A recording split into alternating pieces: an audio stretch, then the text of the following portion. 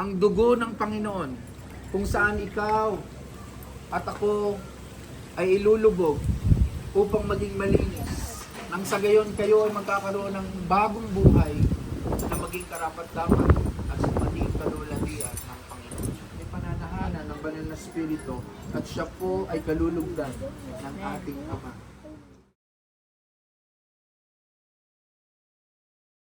Banal na Espiritu Santo. Lakpan po natin. Amen. Praise po.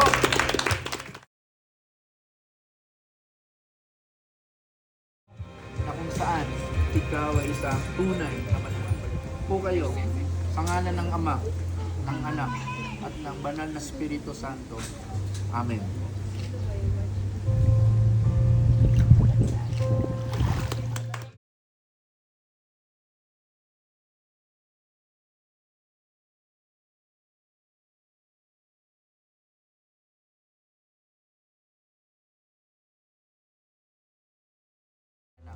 Sa Panginoon. Amen?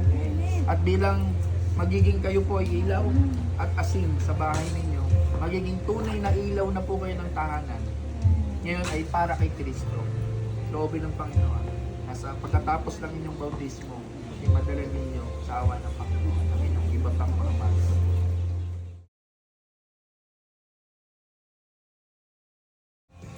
Nabautismo po kayo ng buong iglesyang ito sa ngalan ng Ama, ng Anak, at ng Banal na Espiritu Santo. Amen.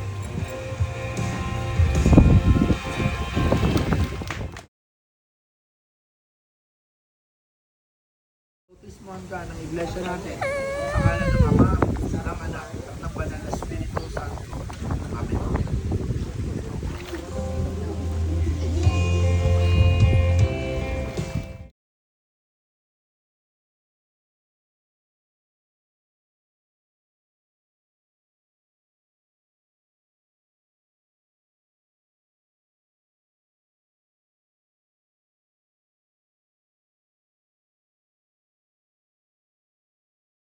81 years old, meron pa rin pong pumuputok na desire upang maglingkod sa Panginoon.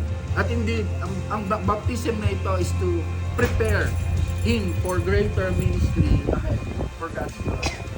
Pinabautismohan po namin kayo ng may pagmamahal sa pangalan ng ating Diyos na Ama, Diyos na Anak, at Banal na Espiritu. Purihin ang